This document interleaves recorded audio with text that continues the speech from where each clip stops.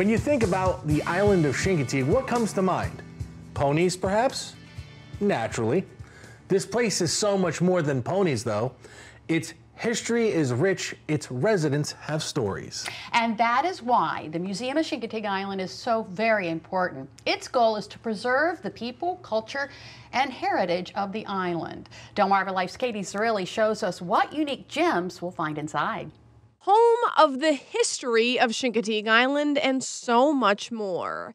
The Museum of Chincoteague Island opened 5 decades ago to shine a light on the area's rich and robust oyster and seafood industry. And later, it transformed to showcase the entire town. We represent ponies in here, we represent the Gilded Age in here, churches, education, fire company, bridges, decoys, you name it, outlaw gunners. The board just put out a call to the people of Chincoteague and said, what do you got? What's in your attics? What do you got that you might want to donate or loan to the museum? And this is what we have now. Denise Bowden is a board member with the museum and not to mention one of the most well-known faces in Chincoteague. A true Tigger, if you will. That's what we call ourselves, Tiggers. Born and raised, marshmallow between the toes. Yeah, we're Tiggers. Board member Cindy Faith's roots might not run as deep. She's originally from New York, but when she did get introduced to the island, it didn't take long for her to fall in love.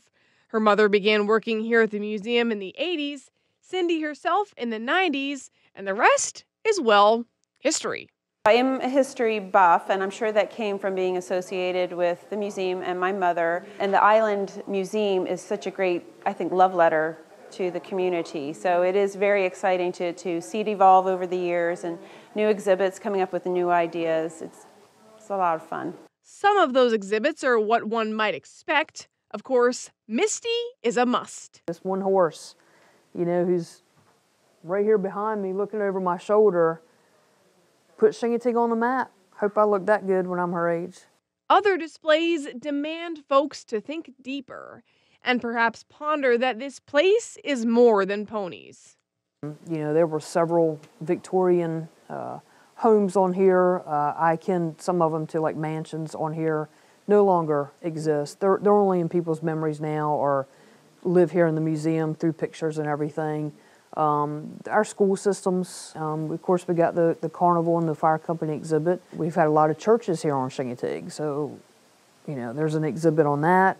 Take a look at this. It's a first-order Fresnel lens from the Assateague Lighthouse that was built in 1867. Now, this lens allowed light to be seen for up to 20 miles. And if you ask me, it's a part of the museum that really shines. This dynamic destination doesn't stop developing. Take a look at this new, nearly complete exhibit that celebrates the 100th anniversary of the Causeway and Bridge, the gateway for this island's exposure. These are real representations of some of the ferry boats that would have been bringing people to the island. It was a destination even back then, so people were curious and wanted to come to the island. So this is a typical boat that would have brought folks here back in the day. The model behind me is of the Killick Shoal Lighthouse, which was standing. It's a screw pile lighthouse. It was standing in the waters between Chincoteague and the mainland. And if you take your time in here and look real carefully, you'll find the tiny treasures that celebrate the character of this quaint community. So with Ruby Lee, who was such an iconic member of this community, she would always come down to the carnival ground early. She would bread soft crabs, and Ruby Lee was a special needs lady, and so she just wanted that little bit of recognition that she had done something. And so every night I would get on there on the PA system and thank her for her work at the carnival that day. And then later on I would call her to the flagpole. And there was only one Ruby Lee. Along with developing the museum, the board is also aiming to grow its audience. That's why they partner with the Rhodes Scholar Program to offer educational experiences for participants. Denise says no matter who walks in, the goal for the way everyone walks out is always the same. I want them to take a little piece of Chincoteague back with them. I want them to leave yearning for more. You can go anywhere in the world, you're not going to get the experience like you get at Chincoteague. The small town feel, the people, the food, the education here in this museum. We have a lot to offer, and I want people to keep coming back for that.